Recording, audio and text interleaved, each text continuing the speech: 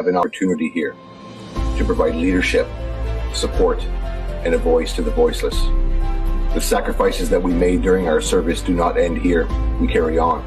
We push forward, and we give hope and inspiration through love, community, and support. Stay free. Rights and freedoms in this country are absolutely everything to me, because I personally know the sacrifice required in order to get them back once they're gone. So when my brothers and sisters call Stand 2, be sure I'll be there. Legacy media will play their games, right? Like, this isn't about this or that. This is about freedom, period.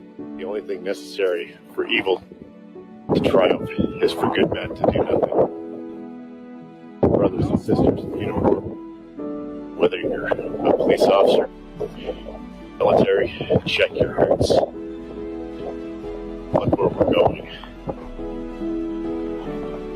Man, wake up. I beg you. If the veterans can't stand up and get a message across to the government, I don't know who can. I don't know. But we're going to give it our best shot. And I think we have a chance to win this and do it. But we need your help. And we need you to come, and we need you to stand too. Thanks for listening, everybody. We'll talk again soon.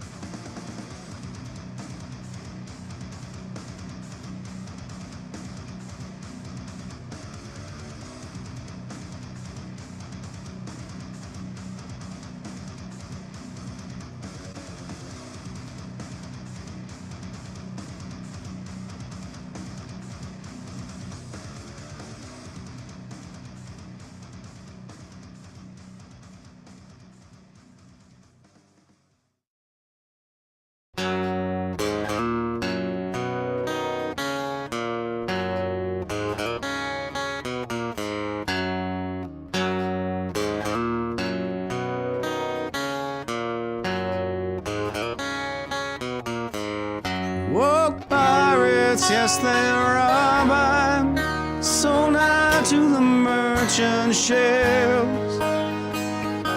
Minutes after they took out from the bottomless pit, my hand was made strong by the hand of the Almighty. We forward in this generation triumphantly. Won't you help to sing these songs of freedom? It's all I ever have. Redemption songs, redemption songs.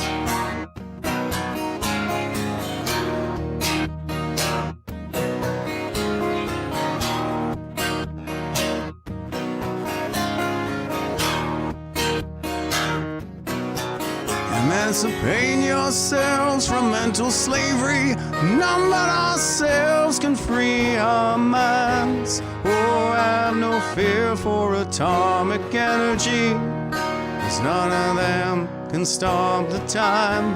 How long shall they kill our prophets while we stand aside and look? Some say it's just a part of it. Got to fulfill the book. Won't you help to sing these songs of freedom? It's all I ever have. Redemption songs, redemption songs, redemption songs.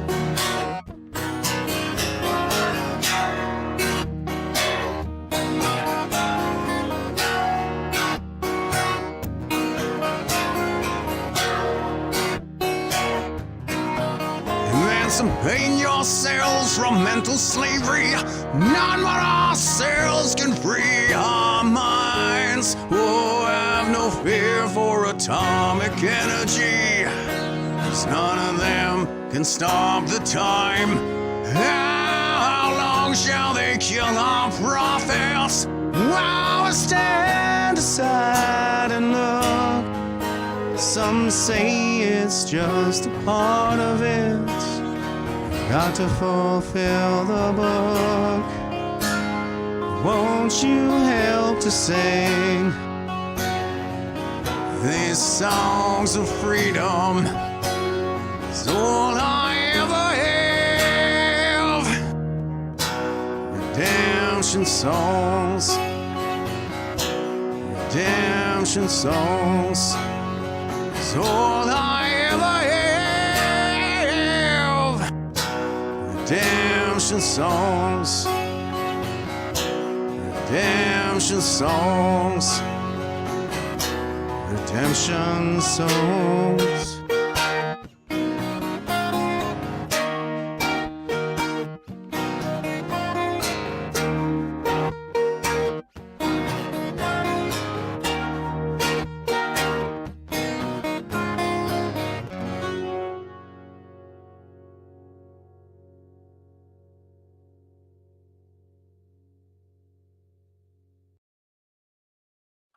Hey, what's up, troops? Jeff Evely, the Magnanimous GenX'er Male, back at you now on this 12th day of February 2023. Got a great show lined up for you, but I don't have Chris Dacey. So Chris is in Ottawa. He's covering some stuff right now. There's a lot going on out there.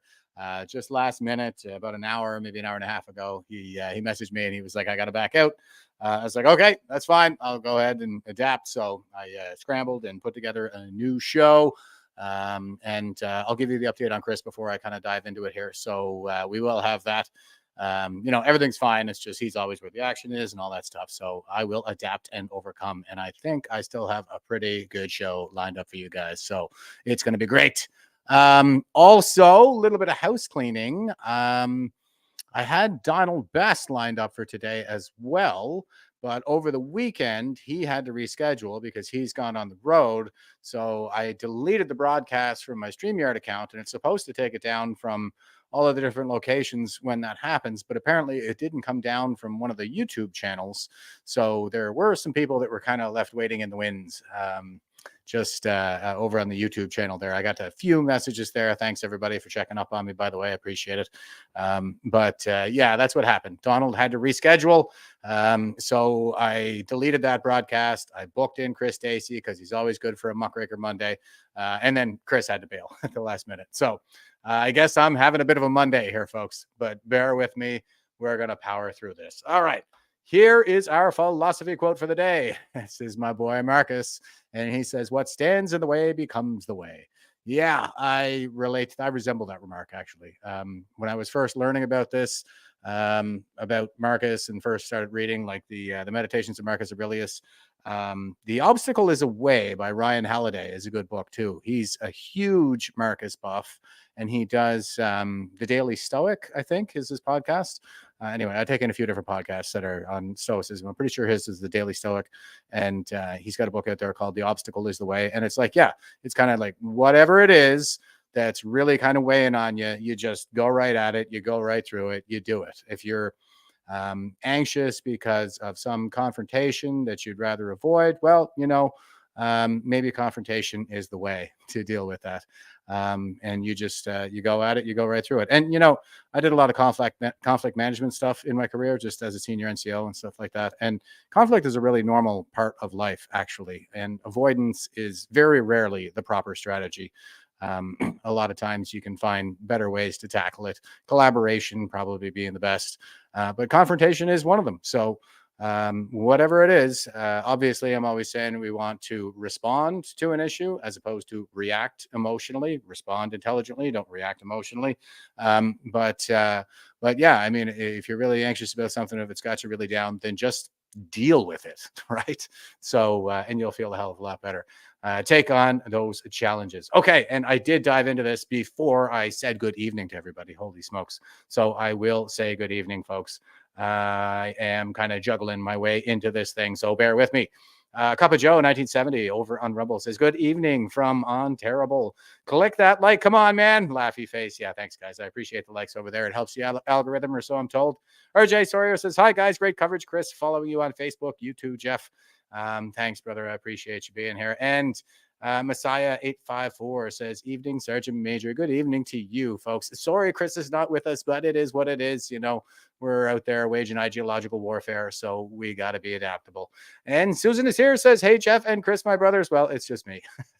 But thanks for being here as always. And Nick Larsher says, "Good evening. Good evening to you." James Bullock says, "Good evening, everyone." Giving us the triple slashy. James, thanks for reaching out to me, bro. Rob says, "Good evening, Patriots and Biggest," and giving us the triple slashy. Good evening to you. Janet says, "Hello, Jeff and friends. Hello to you." And Brian says, "Blessings from Ontario." It is indeed. And it's too bad there's no motorcycle riding this time of year, because that is the only redeeming quality. You'd have to go to Tremblant really to find the bright side in that, I think. Okay, and Carrie says, "Afternoon all." Janet says, "Share." Thank you for the top cover. Please, guys, share this out. I'm not even sure if I did that kind of coming into this here, but Cindy says, "Good evening, Jeff. Hello, friends." And she's giving us the victory. Everybody, it's not peace, it's victory, and that's what we're after here. Marion says, "Hello, Jeff and friends. Hello to you." And we got Dave here saying, "Good evening all." And Andrew says, "Good evening, Jeff and Dags." All right. And Darlene is with us as always, saying, "Good evening, everyone tuning in from New Brunswick." Triple hearts shared out. Thank you very much. I do appreciate the top cover. And share, guys. Tuning in from Saskatchewan. Special appreciation to the Westerners. Although I am used to saying that in the morning. This isn't that early for you guys out there. So thanks for being on board. All right, guys. I am going to dive into it. I gave you the meme. And I changed the view here. Hang on. All right. I gave you the meme, and I gave you the philosophy quote. The obstacle is the way. We're going to power through this like we always do. And here is our meme for the day. Bill Cosby joins Hamas, so feminists will stop condemning him for rape.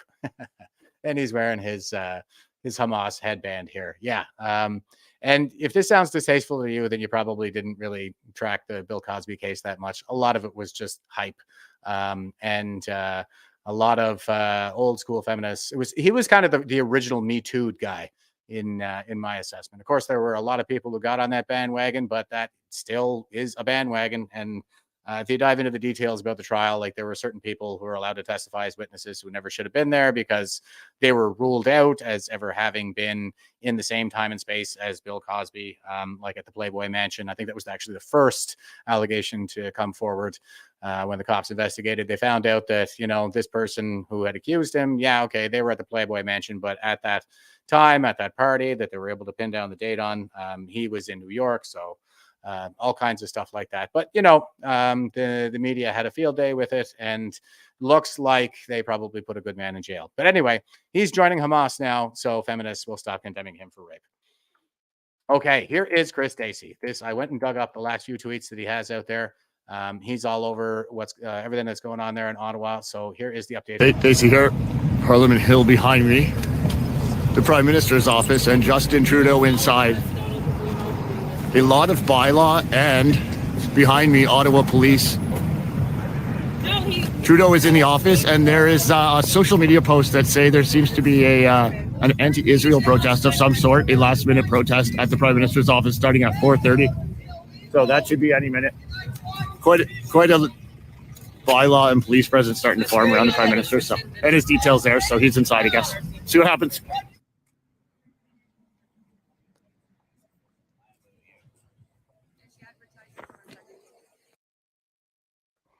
So there's Chris coming at us, letting us know what's going on, where all the action is there in Ottawa. And here he is catching Trudeau as he arrives.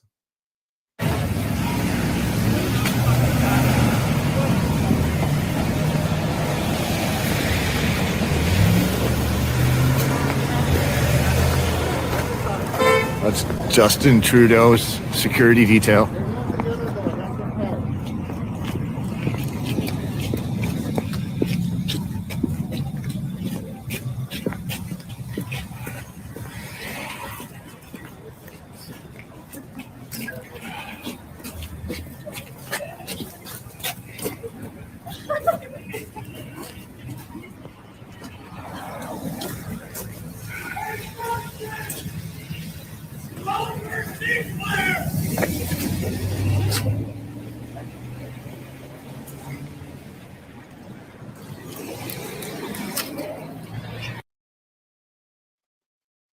Yeah, somebody should have got him call for a ceasefire, but I'm pretty sure we already voted that at the UN. I mean, the UN did vote for a ceasefire, but it was just like lip service, right? Like they were calling for a ceasefire, but also a return of the hostages and for Hamas to stand down, which is the purpose of the whole military incursion in the first place. All right, and just so you know what's going on over there, what's really happening over there, because this is one of those things where it might be more divisive than COVID. There's just so much disinformation out there on this thing.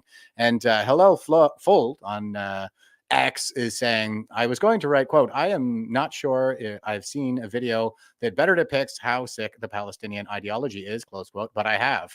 We all have. This video, though, is beyond twisted. My favorite part, the high five. Okay, check this out. Okay, I'll give you the translation. As you can see, this is a grown man. He's holding up a toddler boy. Grown man is holding a Palestinian flag, and the little boy is as well, a smaller version. And for those of you just listening, he says, here is the little boy. Shoot him. You know how already. And he's yelling at, there's a roadblock here with some IDF soldiers in the road. And this man is holding up this little boy, yelling at the IDF soldiers to shoot the little boy. Go on. Yes, go. Go over there. He's telling the little boy to go over there. Shoot him. Shoot him. Go over there. Don't be afraid. Go over there. Let them shoot you. Let them kill you. Raise the flag. Let them shoot you. Raise it. Raise it. Raise the flag so they will shoot you. Let them kill you. And the IDF soldier, he puts out his hand, and he gets, it's not a high five, it's a low five from the little boy. And then he shakes his hand. Shoot him. Shoot him. You know how to do these things. You're also good at killing little children. Should I also bring my little girl?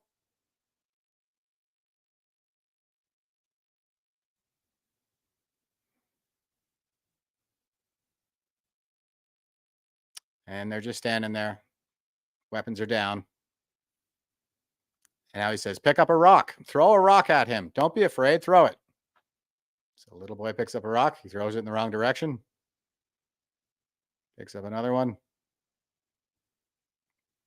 There he is throwing another rock. Of course, it's not really getting anywhere near because this is essentially a baby. Small toddler. Looks to be about 3 or 4.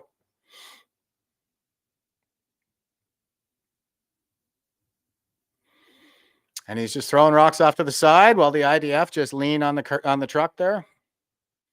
He's waving his flag at them. They're just kind of leaning on the truck, chilling. And then the boy has a little seat on the rock. He's chilling. So there you go. Yeah. And I get the comments here. Like Colleen is saying, oh my God. Cindy is saying sickening mental cases. Marion, just so sick, so sad. And yeah, this is what I have been showing here since the very beginning. I've been tracking this issue for a lot of years, and this tactic of Hamas and even supporters that are civilians they call themselves Palestinians in Gaza will use their own children as human shields, as cannon fodder. They want to maximize the number of civilian casualties so they can use their bodies to get the propaganda win and say, look at these baby killers. Look at what baby killers the IDF are. And they'll call it a genocide and all that stuff, but it's all gaslighting.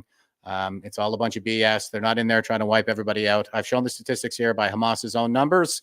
Bomb for bomb, which is the proper way to measure it. The number of civilian casualties is about 1/6 the global average for the 21st century. So probably it doesn't get any better than that, I'm afraid. It's a war. It's rotten. It's terrible. There are always going to be civilian casualties, but I don't know that there's a military at any point in history that has done a better job of mitigating civilian casualties. But what Hamas, and that's with Hamas still doing everything they can to maximize civilian casualties. They will shoot at their own people to keep them from leaving areas. There was some footage, like I saw, that was circulating maybe a couple of weeks ago, where people were saying, look at the IDF snipers taking out these people waving the white flag. But that was from actually much earlier in the conflict, when the IDF told people that they would provide them safe passage through a corridor to the south, evacuate the north so they can go in, destroy Hamas, and just wave the white flag, and we'll protect you. And Hamas still fired rockets at the safe corridor to try to kill their own people to maximize those civilian casualties. So that is the state of affairs over there, the true state of affairs. And the progressives have banded together because they all hate the West. So speaking of hating the West, here is Visegrad 24. Hamas member says that for Islamists like her, fighting for Palestine isn't the end goal. The end goal is to spread Islam across the world. Yes, global Sharia. That is what they're after. The jihadi types, that is. There are moderate Muslims, clearly. I know them. I work with them. I have worked with them overseas. There are reformers and moderates whom we need to empower. Majid Nawaz in the UK, I think, is probably the best prospect for a Luther in Islam, which is what's needed, a reformer like Luther. We have our own, like Rahel Reza here in Canada. So they are out there, but far too many think like this. So here she is. Oh, translation. I must add that we don't only fight against occupation.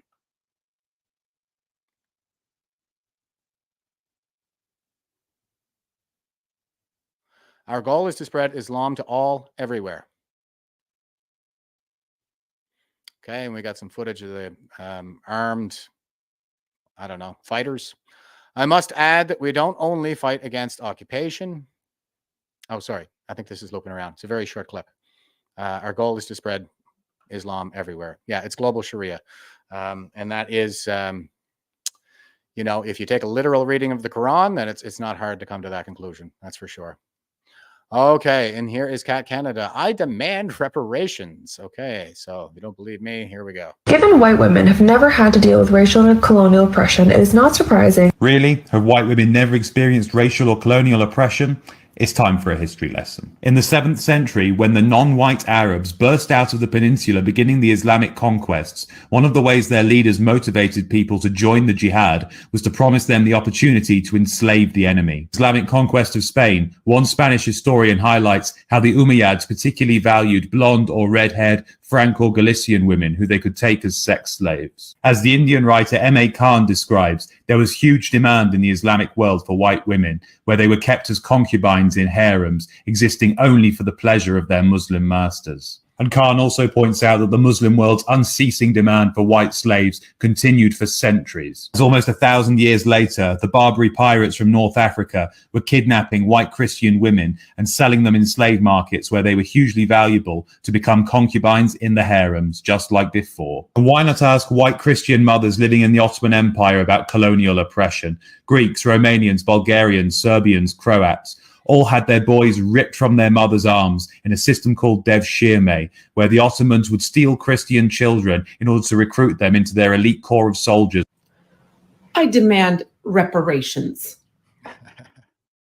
Well done, Cat Canada. Yeah, and if you read up on that a little bit, like the conquest, this went on for 1,000 years, right up until, well, almost 1,000 years. It's been going on since the 7th century now, so over 1,000 years, a good 1,400. But like Spain even changed hands a couple of times. And I think it was the same year that Columbus set sail that the Christians retook Spain. They drove the Muslims out of Spain, and they set sail because it's like do or die. We need to build an empire. We need to be strong. Otherwise, we're going to fall under the boot of Islam. So, and here's the Toronto Sun. Charges against one man dropped following Eaton Centre protest. Everybody remembers this guy, the guy that said, I'll put you 6 feet deep, right in front of a cop there. He was apparently addressing that to a pro-Israel demonstrator, but uttering death threats is a criminal code offense in Canada. He wasn't arrested, and then he was arrested, and now he has had his charges dropped. So here we go. All charges against one of the men arrested following a high-profile incident during a demonstration in the Toronto Eaton Centre have been dropped. Toronto police responded on December 17th at about 4:55 p.m. to the area of Yonge and Shutter Streets, where it's alleged that 2 men were participating in an anti-Israel protest at the downtown mall. At the time, police alleged the men were blocking the entrance to a store and preventing employees from closing. Police alleged both men pushed security and were trying to gain entry into the store.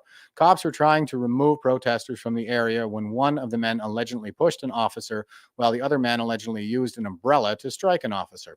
The demonstrators banged on the store shutters and yelled at store employees and officers. Cops claimed at the time one man then allegedly made a verbal threat toward an individual in the mall. Amru Saeed Ahmoud Abu Farik, 19, of Toronto, was arrested and charged with unlawful assembly, member of an unlawful assembly while masked, mischief, interfere with property, assault a peace officer, and uttering threats. On Friday, Ahmed Saeed Abu Farik, 31, of Toronto, was arrested and charged with unlawful assembly, mischief, interference with property, and assault a peace officer with a weapon. Also on Friday, police said all charges against Melid Saeed Abu Farik, 34, were dropped. He had been charged with unlawful assembly, mischief, interference with property, and assault a peace officer. Anyone with information is asked to call police, blah, blah, blah. Okay. So looks like one of them got out anyway. One of them has had all charges dropped, but a couple of them are still in custody. And here's Italy, just in case you guys haven't been following what's going on over there in Europe. I mean, I have, and I've been showing it, so I'm pretty sure everybody's a little bit familiar, but this just happened.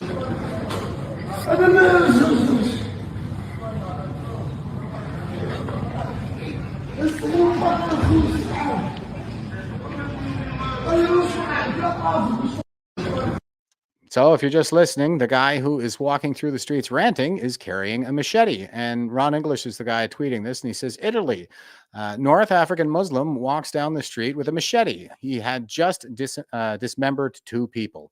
This is the new normal. Yeah, I'm afraid so. And it's been going on for a while over in Europe since the 2015 migrant crisis. And here's Ian Miles Chong. So this is also Italy. And he says, a 13-year-old girl in Villa Bellini in Catania, Italy, was dragged into a public bathroom and gang raped by 7 Egyptian migrants who also beat up her teenage boyfriend and forced him to watch helplessly as they violated her. Fortunately, she was able to identify a couple of the assailants to the Carabineria And during interrogation, one of the perpetrators gave up all his accomplices, leading to their arrests. The Italian right wing is now calling for the assailants to be castrated and deported. Would that be a fitting sentence? Yeah, that sounds good. You know what? Castrate them and send them back to send a message. That's the only thing these people understand, I'm afraid. So here's CTV News' take on it. And they say an alleged gang rape shocks Italy and provides fodder for an ascendant far right. So as you can see, it's not the sadistic gang rape of a teenage girl while forcing her boyfriend to watch that CTV is primarily concerned with. It's unending power for the left. That's it. And I'm not even going to read that article. Just despicable. Okay. And here we have the National Council of Canadian Muslims, formerly CARICAN. They changed the name because everybody got hip to CARICAN as being a Muslim Brotherhood affiliate. And now they're they're NCCM. And they say, we are encouraged that the city of Brampton and Mayor Patrick Brown have taken the step to appoint senior advisor to combat Islamophobia to address the spike in anti-Muslim hate across this country. Brampton has shown real leadership in becoming the first municipality after the City of London in Canada to implement one of NCCM's key recommendations following the January 29th Quebec City mosque attack. We look forward to working with Mr. Mushin Kirmali and the city to advance measures to combat the ongoing threat of violent systemic Islamophobia. Now, they did the same damn thing there a few weeks ago when we had the Edmonton City Hall shooter. Now, fortunately, nobody was harmed in that attack, but he did go in there with a rifle and Molotov cocktails. And he did leave a video manifesto where he pretty clearly identified as a jihadi for all intents and purposes. And they came out and they were like, oh, it's the right wing, because he mentioned certain policies like the homelessness crisis, which I think we all understand is being forced on us due to mass immigration. And he talked about a couple other things, and they were like, oh, look at these right-wing talking points coming from this guy. And he was like, assalamu alaikum, before he even signed off. So just unbelievable gaslighting. But here is the video. The consequence of misinformation, the consequence of hate, if you allow that environment to exist, it results in violence. And that's why during this day of remembrance, it's also about committing to make sure we combat hate with purpose and determination. Part of our motion 3 years ago to adopt all of NCCM's recommendations was a commitment to have someone within City Hall to be our Islamophobia representative, to work with the community. And I'm pleased to officially recognize for the first time, I know he was on Parliament Hill yesterday as part of NCCM's presentations, but for the first time in the city of Brampton, welcome Mushin Kirmali to our equity office as our official representative to combat Islamophobia. Assalamu alaikum wa rahmatullahi wa barakatuh. Peace and blessings be with you all. I know together we can try to make our city and workplace a more inclusive one, where we celebrate and champion our wonderful diversity. In my recent past, I have directly seen the wide impact of what hate can do to the mental state and well-being of people and communities. I'll do my best to work alongside each and every one of you in the coming weeks and months, inshallah, where we can carve out a path forward and make lasting change to better our sense of belonging within the city and the corporation. Thank you all for giving us hope for a better future. Please do remember those lives today and the victims of such tragedies in the past with a prayer tonight. Remember that your actions and your prayers have a big ripple effect on many that you may never see. All right. Standing with our Muslim communities, it says, National Day of Remembrance of the Quebec City Mosque attack and action against Islamophobia. Hey, do we got a National Day of Remembrance for, say, Corporal Nathan Cirillo? That was the first ISIS attack on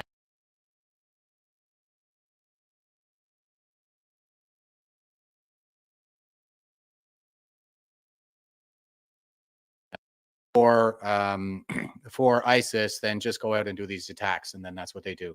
And Colleen was just saying, which is exactly why they are bringing him here. Yes, it's for more attacks. It's a key feature of the plan. It's not a bug. It's a key feature, I say, because it's part of the destabilization agenda. We'll be too busy trying to clean up this mess to see that invisible hand that's really guiding it all, and I'll get to that here shortly. Okay, now here's a sensitive video, and this is Zafar Heretic, and he says, Muslim girl child beheads a doll, proclaims to kafirs, which is what they call non-Muslims, as in infidel, quote, my sword has been sharpened to destroy you, close quote. How can we coexist and be at peace with this ideology? Well, that's a great question. There is a need for reform.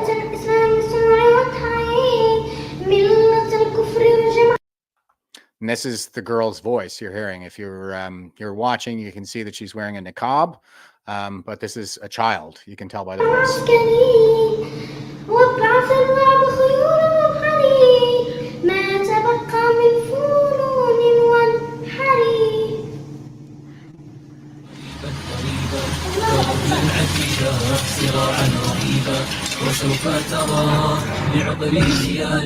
تكون المعارك لأجل دمارك وسام البراء مشينا بسمر لجز ونحر بسكين ثأر سمت من حرى بأشباح ليل وفتيان هون There you go. So she beheads the baby doll, for those of you who are just listening, and says Allahu Akbar. So I guess all that stuff about Hamas beheading babies was just a bunch of Zionist propaganda after all. Okay, and here is our government and how they're handling this. This is Melanie Jolie. And Judy Trin is tweeting out, Foreign Minister Melanie Jolie announces that Canada will sanction Hamas today after attacking Israel on October 7th. More details to come. Now, this just came out on February 6th. The massacre was on October 7th. And they're just coming out now to say that they're going to sanction Hamas. And somebody who's mentioned I was just muted. Guys, I have some gremlins in my system. I got to sort this out, I know. But I'm not sure what the heck is going on. I did a restart. I just rebooted everything before I started. But bear with me, I guess. I'll power through as usual. Okay, so here is the awful Melanie. Today is the 4th month since the October 7 terrorist attacks. We will be sanctioning Hamas leaders and Islamic Jihad leaders today. I'll have more to say later in the afternoon, but let me be clear, Hamas is a terrorist organization and they will be held accountable for their terrorism. Today is the 4th. Yeah, so 4 months later, they're finally going to sanction Hamas after funding them for all these years, especially through the UN. As I was showing before, the UNRWA schools seem to have been a focal point in all of this. And Carolyn is just saying the children are so indoctrinated, the hate starts at home. Yes, it does. That is really the whole issue across the board, indoctrination, the kind of brainwashing that they see. And, you know, the answer is philosophy. That's my take anyway, is we need to teach philosophy in schools. We don't teach critical thinking in schools. We don't teach people how to think. We just tell them what to think. And that is not education. That is indoctrination. So here is Melanie Jolie again, and she says, we are deeply concerned by reports of an Israeli military operation in Rafah. It would have a devastating impact, putting the lives of Palestinians and foreign nationals, including Canadians, seeking refuge in grave danger and making the vital delivery of humanitarian aid dangerous. And she continues, we continue to call for the protection of civilians, for the release of hostages, for urgent efforts towards sustainable ceasefire, and for increased humanitarian aid. I mean, I don't know what the hell she's even asking for there. Like, specifically, what is it you want them to do? I don't know. Give the hostages back and surrender. That's the answer. Hamas can do that, but they're not going to. So Israel is just going to continue. I mean, I think they've had enough of this stuff. It's been decades. I can't say that I blame them. So it is what it is. And these people just pay this lip service like they're not serious people. And this is after we've already funneled millions off to Hamas, but they're unrepentant and as vapid as ever. So, and here is what actually happened in Rafah. They went in there and they rescued a couple of hostages. So here they are. This is Marina Medvin, and she's tweeting the 2 rescued Israeli hostages meeting their families.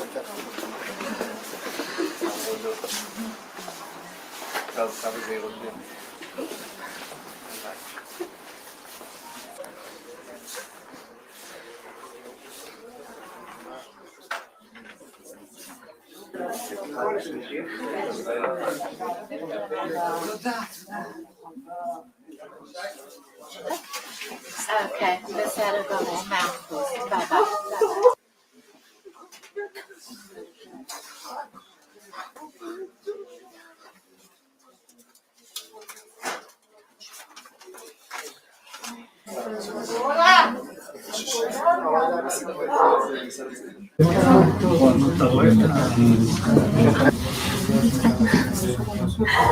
ביי ביי. There you go. So they got a couple of them back anyway. It's there's still a long way to go. You know, I'm not sure how many are still there, but it's almost all of them. And here is Avi Yamini. He's Rebel News, and he says, why do quote unquote journalists keep dying in Gaza? Because they're terrorists. For example, check out Mohammed Wisha, who works for Al Jazeera in the morning and Hamas in the afternoon. The UN and AJ should be deemed terrorist organizations like Hamas. It's the same people. That is also true. This is another thing that I've been highlighting. So here he is. He's got his press gear on, and he's reporting for Al Jazeera. Al Jazeera being the CBC of the Middle East. They're the propaganda wing of the Qatari government. And yeah, they do some real news to kind of cover their asses like all propaganda outlets do. But when it's time to do something for the Qatari government, they just do it. And Qatari is the government that is providing safe haven for the leaders of Hamas, who are not being harmed in any of this, using these civilians as human shields and cannon fodder. They're billionaires living the high life in Qatar. So. And here is the same guy, and check him out. He's off here doing some training with some RPGs and the like. So, yeah, that's what's going on over there. It's a pretty sad state of affairs, and it's not something we're used to dealing with. They're not fighting fair. They're not fighting conventionally. And I've pointed out some things, like there are justifications, certain principles in Islam, like taqiyya is a widely recognized principle. It's deception, as in religious deception for the purpose of furthering the cause of jihad, to bring the world under Sharia. So this is what it looks like. And I know it's really hard to discern what's true and what's not, but if you just kind of accept that they believe what they're telling us they believe, then you can make sense of it. And I first kind of adopted that position when it was the suicide bombings in like the second Intifada back in the late 2000s there. Because they would leave video manifestos, and you can't understand why they're doing it. We can't, the Western mind can't, but they tell you why. They tell you, it's to further the cause of jihad, and because martyrdom is a core value in that ideology, that they're the ones who get fast track to paradise and get to pick all their favorite people to go with them. So, and they're jubilant in these videos. Like they're not at all, forlorn like you might expect that they are. It doesn't have anything to do with depression or despair. They're quite jubilant. It's a spiritual experience for them. So, yeah, that's what we're up against. It's ideology again, indoctrination. So, and Jotam Confino is saying, breaking: Israeli army and journalists reveal Hamas tunnel under UNRWA headquarters in Gaza. Tunnel is 18 meters deep and 700 meters long. Israel says it found weapons, explosive, and traces of Hamas activity in the UNRWA HQ, which provided electricity to tunnel. Also says entire HQ was cleared of surveillance cameras and hard drives in an attempt to cover up further damning evidence. Will UNRWA respond to this? So this is where your UN funding is going. Here's a handful of videos that he's got posted up here. They're just a couple of minutes each. I think I'll show as much as I can. So if you're just listening, it's just there's no sound, but there's the Al Azra University in Gaza. UNRWA's Al Rimal School is here. UNRWA's main headquarters is here, and they've got this tunnel that comes all the way along, connecting UNRWA's Al Rimal School, comes down towards the area of the main headquarters. So.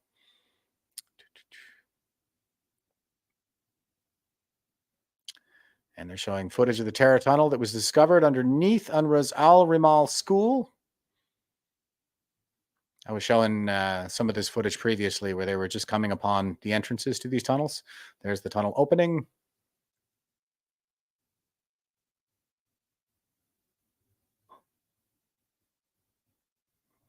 There's the guys going inside to the tunnel, the IDF.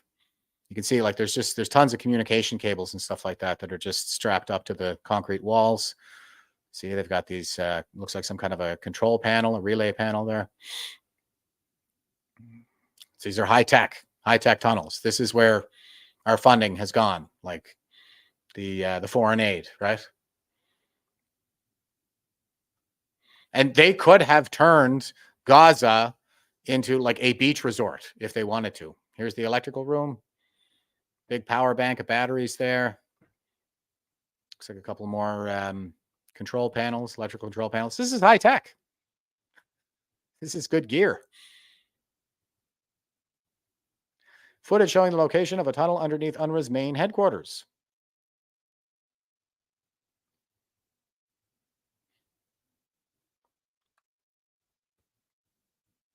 Exit a hole drilled in the tunnel shaft located underneath UNRWA compound.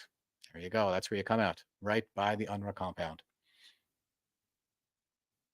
Yeah, server cabinets. It's all there. Wired better than my place. UNRWA's main infrastructure in the server room of UNRWA's main headquarters connected to the intelligence and communications assets in the tunnel. Server room, which constitutes a Hamas intelligence asset located in the tunnel. Serious military operations going on here. I mean, they're not really a serious military, but you can see what they've been up to. UNRWA HQ Gaza.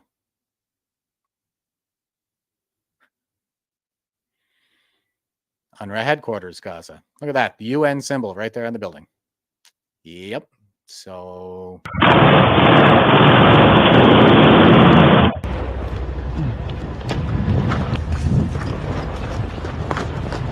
the guys making their way through the area. Here they are going into the administrative building.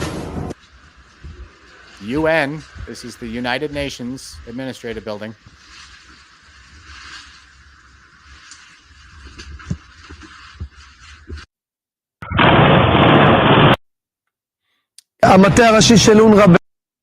Says we are inside UNRWA's central headquarters in the Gaza Strip. We can see how, in practice, UNRWA allows Hamas to use its infrastructure. I want to show you some things inside. A room that was turned into a room for Hamas.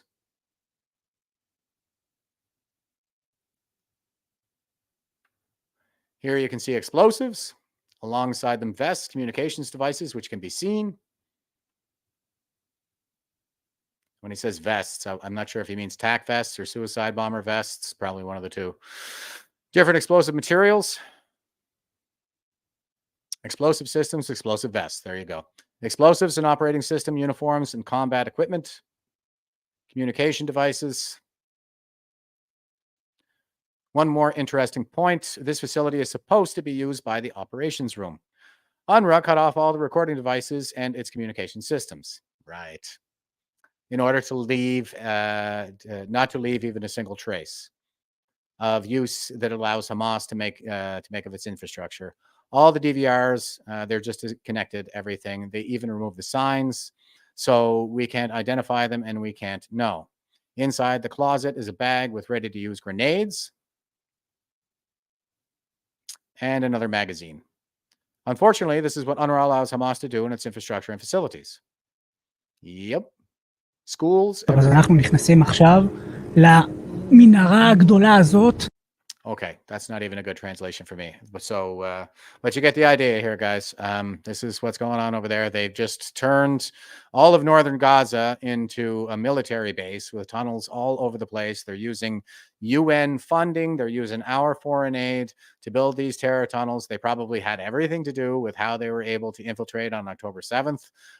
Who knows? They might have actually gotten under the fence somehow that way. Could be.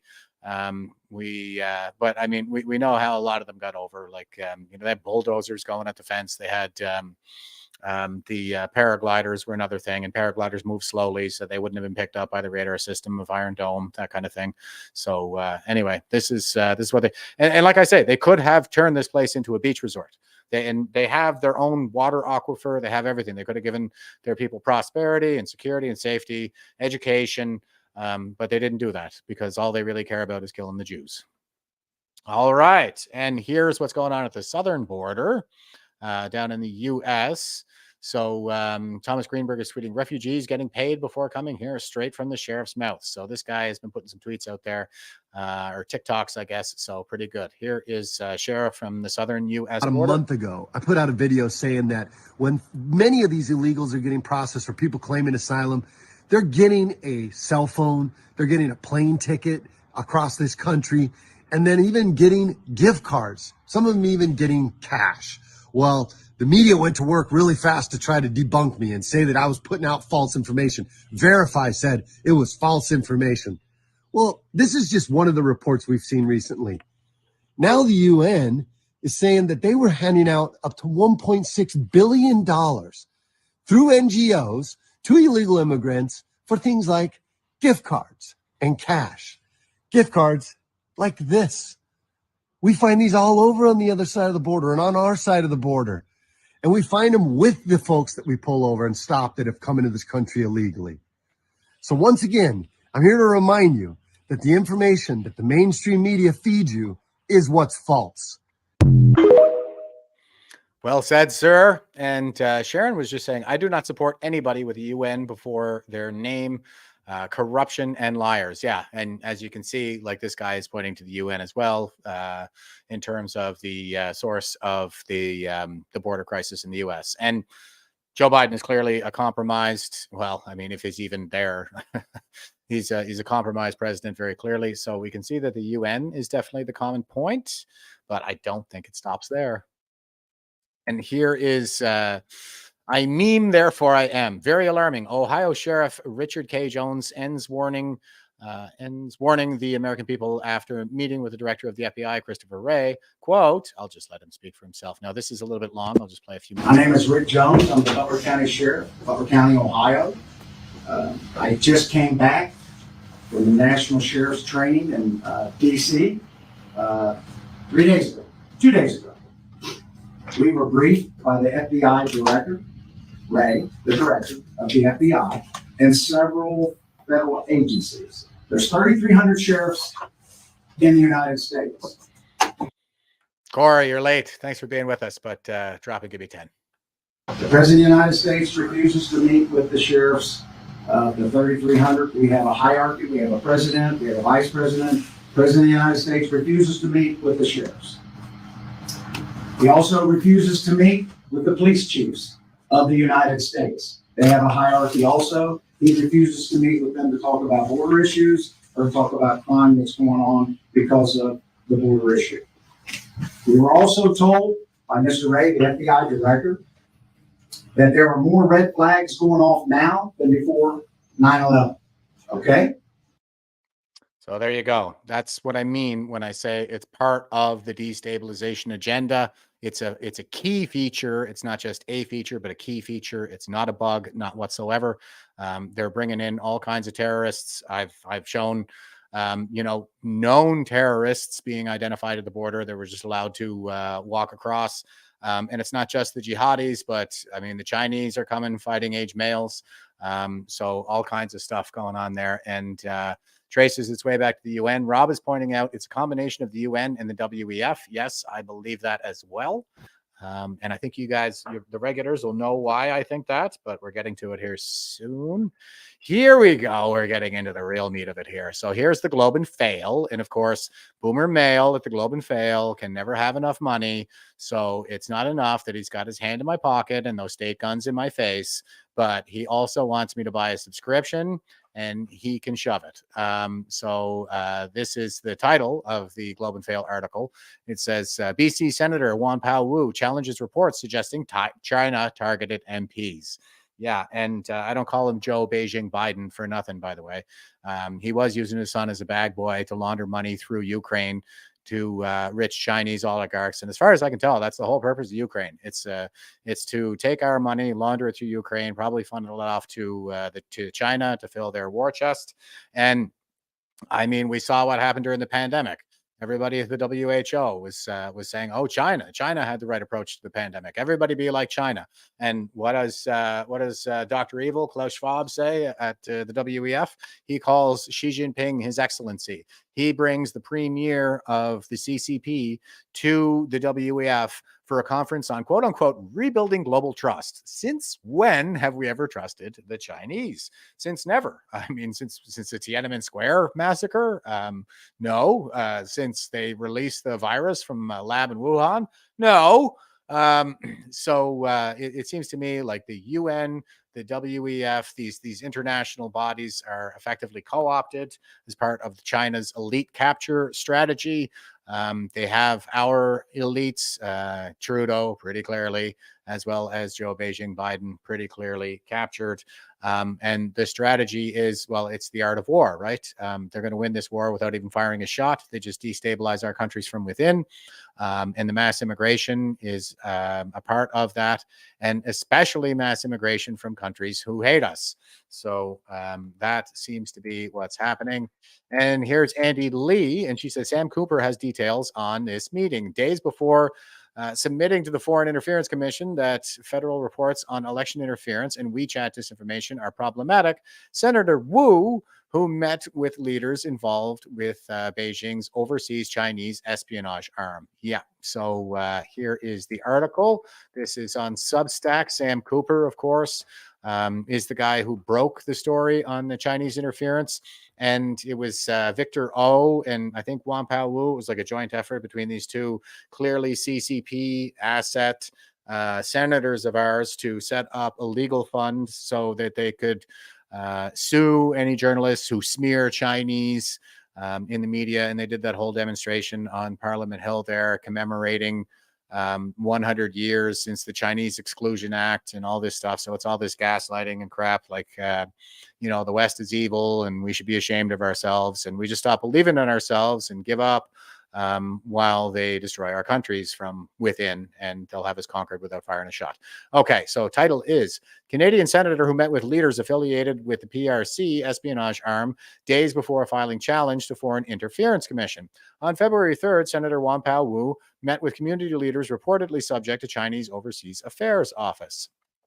3 days before submitting to the Foreign Interference Commission that federal reports on election interference and WeChat disinformation are "quote unquote" problematic, Senator Wampao Wu met in Vancouver with community leaders involved in Beijing's "quote unquote" overseas Chinese espionage arm, giving a speech suggesting that a foreign agent registry will lead to an anti-Asian exclusion. The February 3rd, 2024 meeting at Vancouver's Chinese Canadian Museum was arranged by Senator Wu and Victor O and also attended by Ottawa Liberal MP Chandra Arya, according to event accounts posted to WeChat, a social media platform linked to the government. The Canadian government reports to China's disinformation attacks against Conservative MPs in the 2021 federal election. The Canadian politicians that attended the early February meeting in Vancouver were also involved last year in a petition against a proposed foreign agent registry, which was initiated by a pro-Beijing media entity that also attended the February 3rd, 2024 meeting. As the Bureau reported in December, based on leaked audio in May 2020, Senator Wu privately pledged to a group of Vancouver community leaders with direct ties to Beijing's United Front that Wu would fight to protect their voices in Canadian democracy. And United Front is the Chinese overseas, the CCP's overseas arm, basically. Yeah, they're very significant in all of this. By meeting this same group of pro-Beijing community and media leaders in Vancouver on February 3rd, 2024, and discussing similar matters, Wu's political activities appear to form a pattern. According to a WeChat report on political speeches at the February 3rd event in Vancouver, Senator Wu said Chinese Canadians are, quote, now in a very dangerous period, close quote, and media reports regarding China's foreign interference are discriminatory. Yeah, this is nonsense. Quote, they're still trying to tag us, close quote, the senator reportedly said. Quote, have to fight back and teach our generation to fight back, close quote. He means leveraging the Chinese diaspora to do the bidding of the Chinese Communist Party. And bear in mind, of course, that a lot of people who live here, a lot of Chinese people, would have been fleeing communism to come here, and now it has followed them here. So well, we do have allies, of course. There are people that are helping Andy Lee, who Found in Translation is a really good account to follow on X. They're always giving translations of the stuff that's going on WeChat, which is pretty clearly a foreign influence operation and should probably be banned. The comments could not be independently verified, but are consistent with Wu's previous statements. Fair enough. In Senate debate, Wu and O have also denied reports that Beijing used WeChat to smear conservative MPs who took a critical line on China's hostile activities. According to a WeChat report on Aria's speech at the February 3rd event, the Liberal MP said Chinese Canadians face danger from a foreign agent registry bill and, quote, without strict regulations, the Chinese community is vulnerable to harassment by security agencies, close quote. Yeah, that's the problem. While there is no evidence of covert influence, ironically, elements of Wu's submission to Commissioner Mary Jose Hogue on February 6th deal with similar talking points from the February 3rd meeting in Vancouver and political arguments promoted by the pro-Beijing media entities in attendance at this meeting, which in itself could be an example of WeChat amplified propaganda meant to discredit Canadian intelligence agencies, discourage criticism of Beijing, and cause fear in Chinese immigrants regarding Canadian anti-interference laws. Yeah, so this is the same gaslighting tactic that we kind of see from all the authoritarians, where they're always accusing us of what they themselves are guilty. Like, we're not the racists. The Chinese are the most racist people on earth. I showed the laundry detergent commercial here where the Chinese woman puts a black guy in a washing machine and he comes out Chinese. Like, they are like chef's kissed, perfect racists. They are an ethno-supremacist state. They're ethno-nationalist, ethno-supremacist, and they accuse us of things like, there's a Chinese Exclusion Act 100 years ago, and there were the Japanese internment camps during the Second World War. Very few people understand, though, that the internment camps also existed in the United States, and they were all predicated on an incident in the wake of Pearl Harbor, where a Japanese pilot was shot down, and an American-born, ethnically Japanese man came to his rescue, basically, and then they both decided to claim the Hawaiian island for the Japanese Empire, and they took up arms against the United States. And then it's like, whoa, what the heck is going on here? Like, how many people are actually loyal to the Japanese Empire? So this gets to be very sticky and ugly, but it's a matter of survival. Quote, I offer my analysts of foreign interference claims related to Mr. Aaron O'Toole and Mr. Kenny Chiu, close quote. Wo's February 6th submission said, quote, as presented in two redacted top secret security intelligence threats to Elections Task Force, brackets CITE, documents that were made available to commission participants, close quote. Quote, it is my assessment that the conclusions reached in these two documents are problematic and that to accept the O'Toole-Chiu incidents as authentic cases of foreign interference and disinformation would be harmful to affected citizens and to Canadian democracy more broadly, close quote, Wu writes. Wu points out a, quote, redacted CITE document entitled Threats to Canadian Federal Election 2021, dated 17 September 2021, close quote. Quote, this document reported that the People's Republic of China sought to clandestinely and deceptively influence Canada's 2021 federal election and provided the following example, close quote, Wu's submission says. The December 2021 document filed as evidence for Hogue says CITE, quote, observed online/media activities aimed at discouraging Canadians, particularly of Chinese heritage, from supporting the Conservative Party of Canada, CPC, Aaron O'Toole, and in particular, former Stevenson-Richmond East candidate Kenny Chiu. While we did not have clear evidence that this online activity was a PRC-directed FI campaign, foreign interference campaign, we have observed indicators of potential coordination between various Canada-based Chinese language and news outlets, as well as PRC and CCP news outlets. Saiti identified numerous articles posted and shared among PRC and Canada-based Chinese language news website and WeChat news accounts containing false claims about former CPC candidate for Stevenson Richmond, East Kenny Chu, and his private members bill C-282, an act to establish a foreign agent registry. The articles claim that if elected, Chu would pass a, quote, Foreign Power Registry Act, close quote, that would designate, quote, any individual or group connected with China as a spokesperson of the Chinese government, close quote. But according to Wu, this finding was problematic because Canadian intelligence has not provided Beijing has not proved Beijing coordinated these media messages against O'Toole and Chu, which Wu suggested were fair commentary. Well, prove is a strong word. We're dealing with intelligence, not really evidence, as in legal evidence. The burden of proof is not that high. We got to make judgment calls based on limited information when it comes to military operations and foreign threats like this, because like we can't go to court every time we need to defend ourselves. Okay, we just need to be able to make these judgment calls or perish. So, it would just take too long to meet the burden of proof. And they're doing their best to not be found out. Don't forget. That's why it's called clandestine. Quote, some months after the election, the Chinese Canadian Conservative Association called out their leader for what they described as a hatred message towards China in his GE44 campaign, Wu's submission said.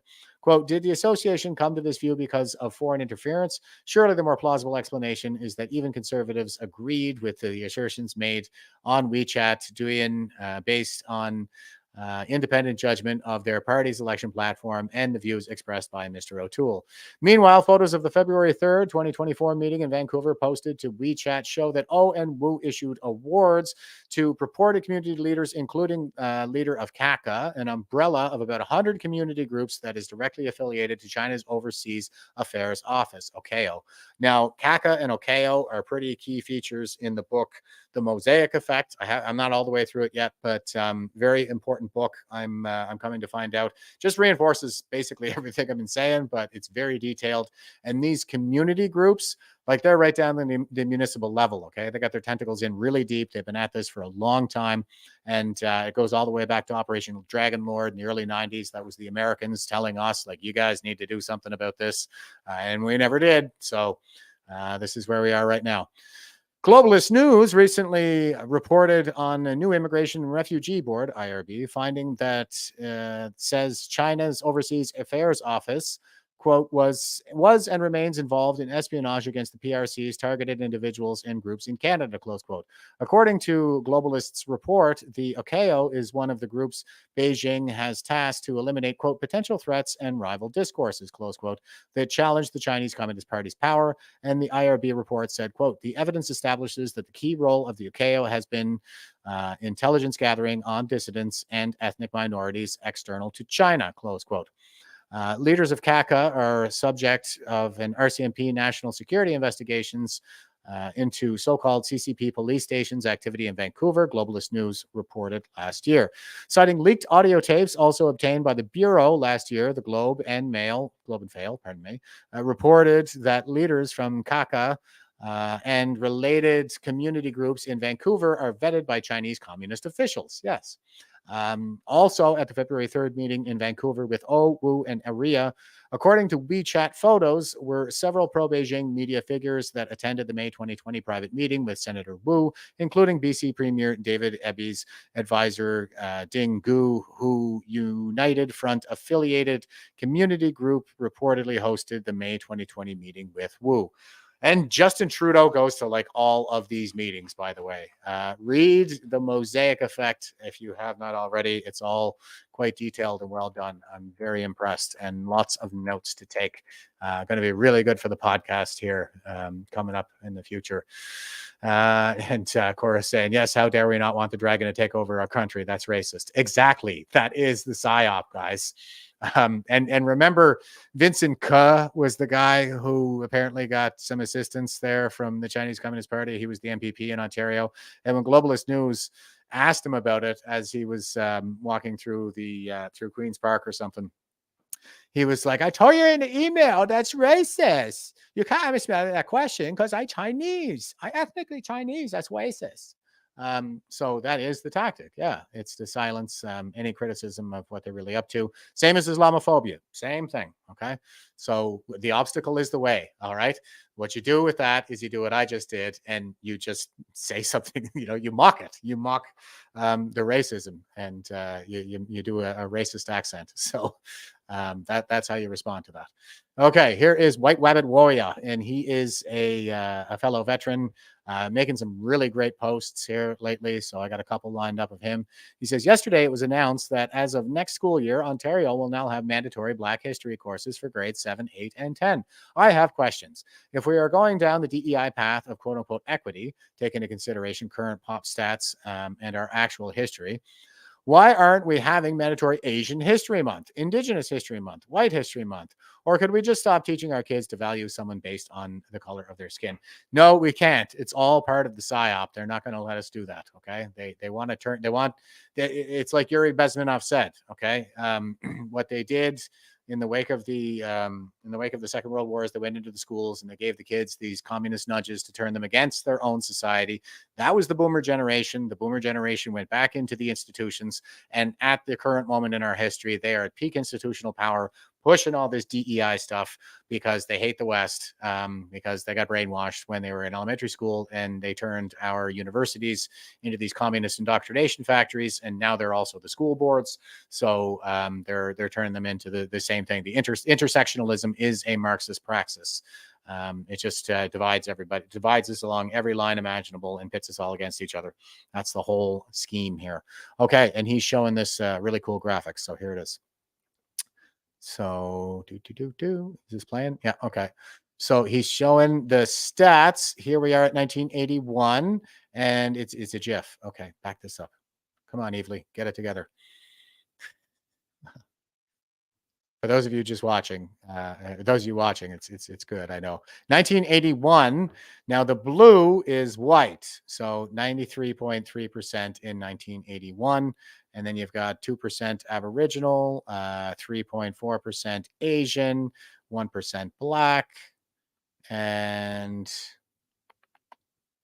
1991, 86.9% white. 3.8% Aboriginal, 6.8% Asian, 1.9% Black, and we've got a few others in there, Latin American, mixed, other, whatever. Like, this stuff shouldn't really matter, but it's not that we're racist. Like, look, and here we have the minority populations growing. Now, the Asian is the one that is really growing. And what I found kind of interesting about this is that we have more Asian than Aboriginal, even starting in 1981. We already had more Asian. So that's how racist we are against Asians. They are our largest ethnic minority. And 2001, they're at 9.2%. That's almost triple what we have for Aboriginals. And here we are. 2011, the Asians are at 13%. They are the fastest growing minority. We're so racist against those Asians. And again, that's almost triple what we have for Aboriginals. And the white population is down to 76.7%. It's not really that we're declining. It's that they are growing a hell of a lot faster than we are. And now we are 2021. Asians make up 17.4%. Holy smoke.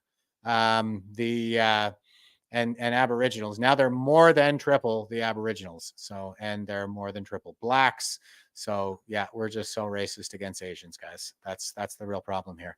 Equity. He's given the definition of equity: the quality of being fair and impartial, equity of treatment. I don't know about all that. I think equity is basically that commie nonsense where, you know, you believe in social justice, which is what Rex Murphy calls incompossible, as in it's not justice, it's something else now.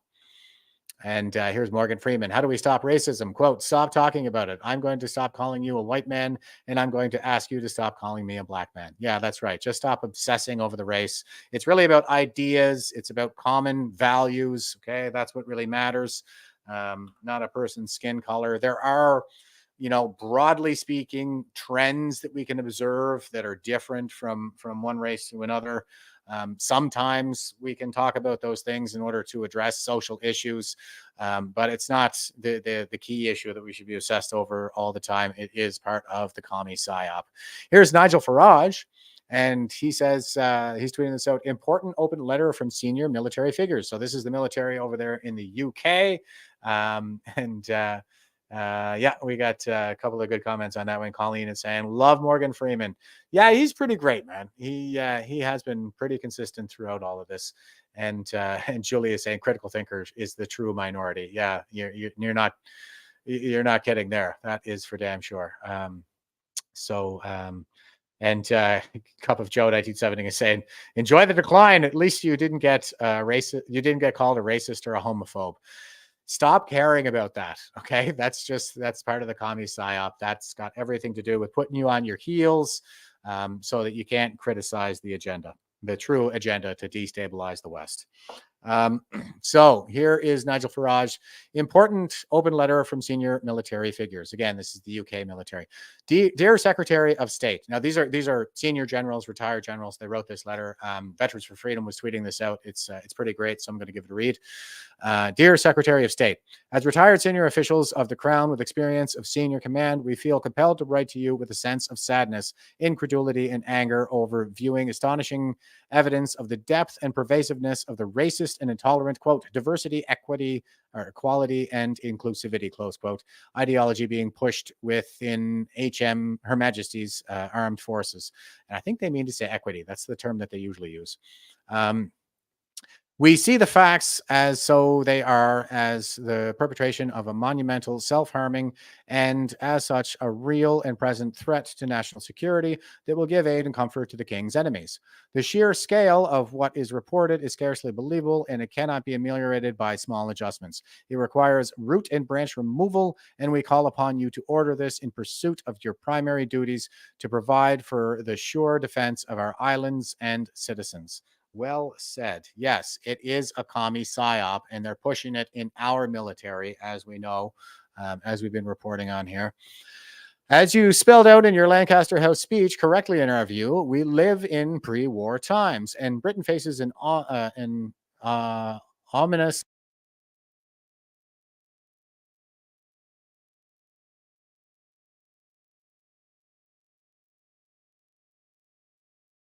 because the 1930s would have been the last fourth turning, and that is about where we are right now. Now, Hitler rose to power we're well into the previous fourth turning started with the 29 stock collapse. Ours started with the 2008 collapse. So we're a little further into it than that. I think we are actually in the war. It's just that it's not kinetic. It's everything but. It's unrestricted warfare, as the Chinese generals call it.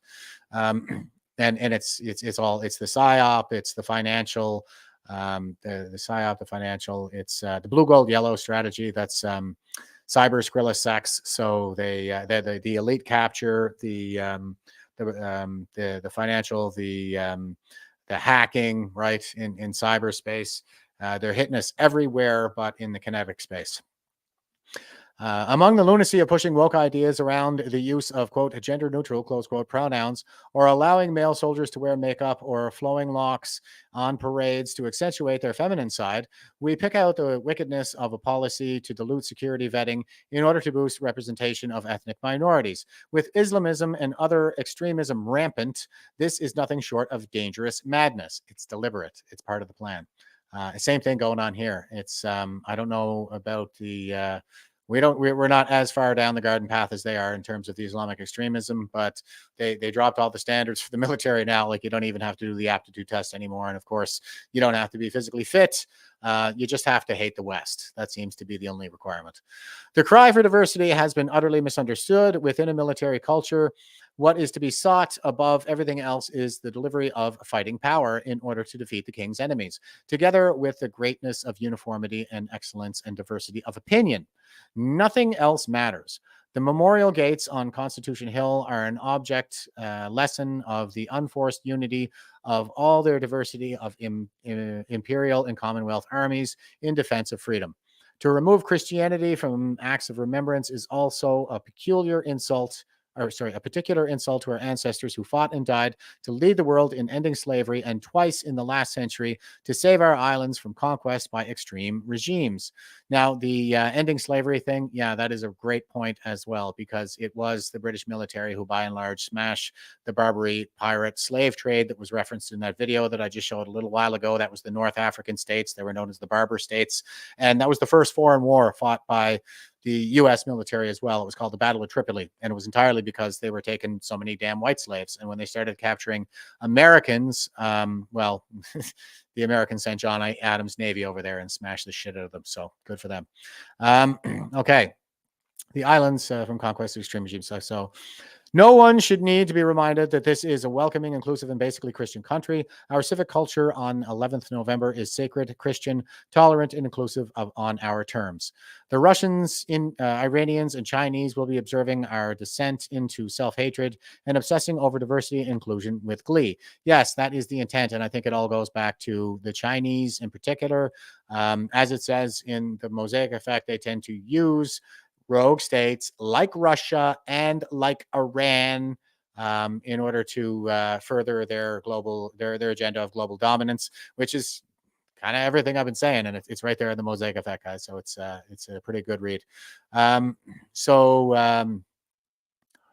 over diversity and inclusion with glee, these intolerable policies are forcing the British Armed Forces into moral disarmament, and it cannot stand.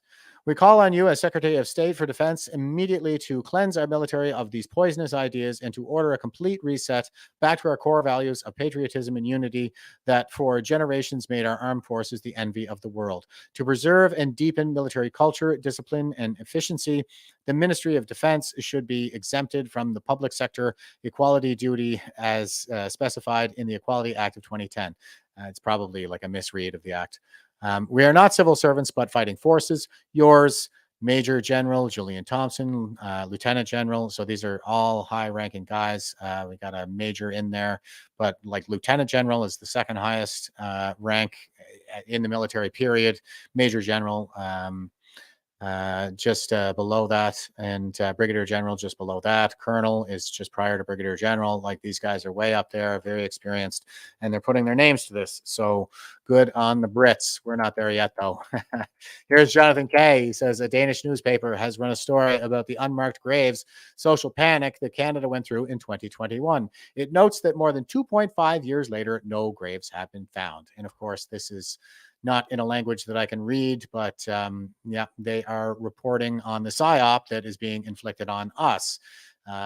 Histoire en masse grave ont e masse hysterie. So yeah, that sounds like the history on mass graves caused a mass hysteria, something like that. And there's Trudeau being all sad and stuff. And they haven't found a single shred of human remains anywhere. They're not even trying. It was all a big PSYOP. Maoist, in fact, traces its roots back to the Frankfurt School in Germany, aufheben their culture, destroy their culture.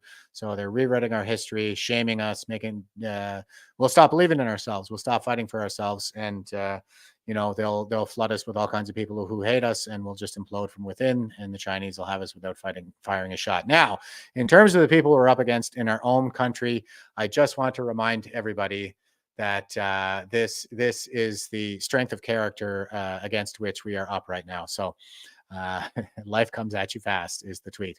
So here's your typical SJW type, progressive commie bastard. Here we go. What is it about anime that attracts Nazis? In this case, it's literally the pedophilia angle. It's that anime has a ton of... It's the pedophilia, he's saying. What is it that attracts Nazis? And he means right wingers, because that again is coming right from the Frankfurt School. They say anybody who stands up to the Marxist takeover, you just call them a Nazi. So here is this guy explaining why the so-called Nazis are all into this anime stuff. I don't know who the hell he's talking about, but it's the pedophilia angle. And as I'm always pointing out, this is how the evil mind works, right? It's all projection. So stay tuned. Angle. It's that anime has a ton of lolly shit, and a ton of Nazis are hyper insecure in their masculinity, and they want like a trad wife or whatever, untainted by feminism, that they can control and manipulate because they have no other experiences. And anime is perfect for people with that kind of psychosis. A few moments later. You can see this is an example of the kind of structure that I'm referring to. Oh! Okay, freeze that. Tighten up on that way. Vector in on that guy by the back wheel. Zoom in right here on this spot. Holy Jesus. What is that? What the fuck is that? What is that, Private Pile? What is it about anime that attracts? He's got a ton of anime porn, and it looks like some bestiality in there as well. So it's all projection, okay? When they call you a racist, that's because they're a racist. It's just absurd. And isn't this guy just typical? This is your typical progressive commie bastard. All right. And speaking of your typical progressive commie bastard, True North is reporting NDP MP Blake Desjardins and Trudeau's Minister of Employment Randy Boissonnault attack Alberta Premier Danielle Smith and Pierre Poilievre over Alberta's new parental rights policies. Yeah, we can't have anybody protecting children in Canada. That's not going to fly for the communists. So here we go. Danielle Smith is denying trans kids their basic human rights by denying their access to life-saving healthcare. It's not the role of politicians to tell doctors how to treat patients. Meanwhile, this leader of the Conservative Party remains shamefully silent on attacks on trans rights. The hate and prejudice of some should never override the fundamental rights of others. Will this government commit? See, shame on you, hate and prejudice. That's what you're guilty of for trying to protect children. To using the powers of the Canada Health Act to intervene in any denial of life-saving care for trans youth. The Honourable Minister. Warm, fuzzy video hiding daggers at my community in Alberta came out last week on social media. I have spent hours on the phone consoling people who are crying on the phone asking how we can stand up for the rights of two LGBTQ people in Alberta. Mr. Speaker, we are going to continue to work on this, and I have one message for Albertans and people across the country. Legal challenges notwithstanding, the one way we can stop this is to kill the bill before it gets to the legislature. So write to your UCP members, get fired up, mobilize, because kids' rights matter. Yeah, okay, guys. It's you can't have them protecting children. And yeah, Freedom Warriors is saying listen to themselves. Yeah, it's galling, I know. But yeah, they're saving kids' lives here. That's what they're saying with the so-called gender affirming care. I've shown the pictures of the outcomes of those surgery on this program here before, and they are gruesome. They are I don't know what to tell you. It's the most heinous butchery I think that's ever been inflicted on children in definitely Canadian history and perhaps all of human history. So here's Cat Canada. James Lindsay explains why the word groomer is so appropriate. So yeah, just keep those last few people we saw speaking in mind as James Lindsay explains. That's why the word groomer is so appropriate, because when you have an adult coming down and breaking down the boundary of authority between adult and child, which is a boundary that gets blurry at the end of adolescence by nature, but it isn't blurry with adults and children, and it must be maintained even through the challenges of adolescence. You have a person breaking that down and then adding in the suggestion that maybe your parents won't understand. Maybe your parents aren't the people to go back to. And then they're using a blatant political lens through which to interpret the entire world. That's ideological grooming. We don't even have to get to the sexual side, which of course it opens the door for. How are you, just as the simplest, least accusatory way, how are you going to screen for sexual misfeasance if you can't even tell, if the whole game is to break down boundaries between the adult and the child? How are you going to screen for it? And so what do you expect is going to happen? The incentives are there. People are going to go into the profession. And the next thing you know, you're going to have, just like we see in the news finally now, not a year ago, I got grilled by the Washington Post. Where's the evidence that there's real grooming? I said, it's coming. And what do we see now? Story after story after story. Loudoun County, horrific. Same thing outside of Chicago, horrific. We're seeing it all over the country. Of course it is, because you have no screening mechanism. And that's the least of the worries. But that's why grooming is the right word. Ideological grooming is the right word for this practice. This doesn't belong in K through 12 schools. No, it does not. And it's very reminiscent of Stalinism, right? I mean, that's what they did. They turned the kids against their own parents and made a hero of one kid who probably didn't really exist, who turned in his own parents for speaking ill of the regime. And that was heroic in the view of the Stalinist regime, and that's what we're living through. We're living through kind of next generation Stalinism right now, because the boomer generation who run our institutions right now are the same generational archetype as Stalin, and every 4 generations, that's when that generational archetype, that of the prophet, reaches peak institutional power, because there's only 4 generational archetypes. Regular watchers understand that, so I won't belabor the point. Here's White Rabbit Warrior again, and he's saying, this is how they manipulate data to hit you in the fields and minimize what's actually happening. Let's dive into it. Only the 2022 Canada population data was available based on the last census, so we'll have to use that. The CBC presenter posed the scenario to Danielle Smith. Quote, in 2023, only 985 people under the age of 18 had top surgery, removal of breast tissue, etc., out of a population of 40 million in Alberta. Okay, I'm going to show the clip here first, because you're going to want the context before I get into all of this. So, bottom surgery is not legal for anyone under the age of 18. Only top surgery is. According to the data. So he means double mastectomy. That's what he's talking about. The double mastectomy of healthy breasts from an adolescent girl. Data we've seen nationally, only 985 people had top surgery in 2023 out of a population of 40 million people. It was only 22 people under one is too many. The age of 18 in Alberta in 2023.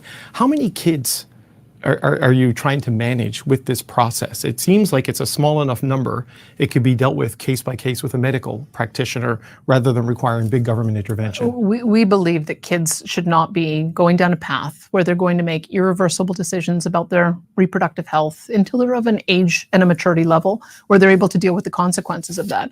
Most practitioners will say that age is about 16. That's why we're going to make sure that kids have access to cross-sex hormones as early as 16 with the input of their parents, their psychologist, and a doctor. Now, I think that's sick. Okay, like she seems to be making some concessions here, and it's wrong. Doctor, and then surgery not until age 18. These are really difficult conversations to have, and we just don't want any young children to feel like they've made a decision that is going to impact their ability to have children in the future prematurely. I think they need to have a maturity level to be able to make those decisions. Yeah, 16. They're going to have, and now, a couple of things on that. Obviously, she doesn't understand the ideological grooming component of it. It's all the younger generation. It's all Gen Z. They have about a 20% rate of LGBT identification, whereas the boomer generation, for example, only has about a 2%, and that has remained consistent. So that is indicative of grooming, not of a legitimate civil rights movement. If it were a legitimate civil rights movement, then we should expect to see the highest rates in the older generations, because those people would have been suppressed and closeted for the longest period of time. But that's not what we see. We see it's all Gen Z. Yeah, and this idea that she's going to make a concession for 16-year-olds, I find to be just pretty disgusting. And here is, I don't think that she gets this. She doesn't quite fully understand what's happening, right? I think that overall, she seems to be pretty solid and making a lot of good decisions, but I don't think she really understands the war that we're in right now, this psychological warfare in particular. So here is some data about population census here from StatsCan that White Rabbit Warrior is also tweeting out. And okay, I'm just going to read the rest of his tweet here because it's quite good. So you saw the clip, and he's referring back to what the interviewer is saying there. He says, quote, in 2023, only 985 people under the age of 18 had top surgery, removal of breast tissue, etc., out of a population of 40 million. In Alberta, it was only 22 under the age of 18, close quote. This is an intentional manipulation using real numbers, but leaving key points out. Key point, does Canada have a population of 40 million? Sure. But how many are girls between the ages of 12 and 18? That's a significantly different number. Don't worry, I looked it up. 1,241,658 Canada-wide, 985 top surgeries. He further manipulates the numbers by comparing Albertan numbers of only 22 under the age of 18 out of 40 million. You see what he does? Okay, this is how they lie with statistics. They change the denominator. It's not 22 out of the total 40 million. It's 22 out of the number, what he's got here is between the ages of 12 and 18 in Alberta. Oh, and he goes on. Population of females between the ages of 12 to 18 in Alberta is 163,616, not 40 million. Yes, I also looked that up. Bear in mind that Alberta is arguably the most conservative valued province in all of Canada. Do you see the blatant data manipulation? Regardless of the fact that one is too many, I agree. It's pretty clear that this counter narrative is nothing but lies and manipulation, or at the least, twisting the truth so bad that it no longer resembles the truth whatsoever. Remember this, the next time you listen to the news, whether you like what they're saying or not, even numbers can lie coming out of the mouth of a propagandist, particularly when you have a narrative or a bias to push. Yes, exactly. Well done, our veteran brother, White Rabbit Warrior. And Cora saying, my letter of support to Danielle was sent last week. Wonderful. I am glad to hear that. Everybody should be out there supporting at least some kind of sanity in all this. She seems to be the only voice of sanity out there. Well, not the only, but I'll get to that. And Janet is saying, anyone that wants to have that surgery needs to see those pictures first. I agree. And that is why I went to a drag queen story hour with one of those pictures printed on a poster, and it drove the wokesters absolutely insane. And they were trying to get me thrown in jail and all kinds of stuff, calling me a child pornographer. And, and again, it's projection. I'm like, you're the ones that are sexualizing kids, for crying out loud. I'm just showing you where this leads. And if you're, if you lack the stomach to face the truth, then I think that just goes to show why Seneca said that all cruelty springs from weakness. And Colleen has asked me to share the link. Is that the one that we're looking at right now, or is that from the previous link? I'll drop a couple of links in there anyway. I got to get better at giving you guys all my references, but here you go. I'll drop that one in there. And that's off to the many platforms, but not Rumble. I'll give it to you guys too. I know you're still over there. You're not commenting a lot right now, but you guys are still with me. And here is the James Lindsay one, which may be the one that you're asking for, because he is pretty great as well. So here you go. It's going in the comments, all the platforms, and it's out there. All right, moving on. Okay, so all this stuff about the saving lives. Here is the Epoch Times. Research shows gender reassignment treatments have no medical health benefits, National Pediatricians Group says. So this is data from the United States, but of course their data is always better than ours just because they have, a higher population and so on and so forth. So research shows, American College of Pediatricians issues its position after mental health in adolescents with gender dysphoria. A review, now again, like, do we give liposuction to anorexics? No, of course not. But nobody's getting rich off of that. The fact of the matter is they're making permanent medical patients out of these kids, and they got to stay on the drugs for life. So it's big bucks for big pharma. A review of more than 60 studies has concluded that, quote, there is no long-term evidence that mental health concerns are decreased or alleviated with, quote, a gender-affirming therapy, close quote, according to a national group of physicians. The American College of Pediatricians on Wednesday issued its position statement opposing the use of so-called gender-affirming medications such as puberty blockers and cross-sex hormones, social transition, and surgery for youth who have a gender identity not congruent with their sex. I really think it all went downhill with the redefinition of, they changed it from gender identity disorder to, that was Canadian Dr. Ken Zucker from CAMH. He's probably the world's foremost expert on this, but I believe a boomer as well. So he changed it from gender identity disorder to gender dysphoria, and it kind of softens the definition, and so that it's just a persistent discomfort with your gender, i.e. puberty. So they pathologized puberty, and now they're making permanent medical patients. And I just want to grab this real quick. Okay. It says, quote, we urge medical professionals and parents to affirm the truth about childhood gender dysphoria in the presence of harmful thoughts and address the underlying mental illness, adverse events, and family dysfunction, close quote, said Dr. Jane Anderson, lead author and vice president of ACPEDS, which is the American College of Pediatricians. The group found there is substantial evidence that transgender youth suffer from high rates of mental health problems. Quote, from this review of the literature, there is strong evidence that children and adolescents who identify as transgender have experienced significant psychological trauma leading to their gender dysphoria, close quote, ACPEDS concluded. Now, that has been in the literature for decades. I mean, I know this stuff.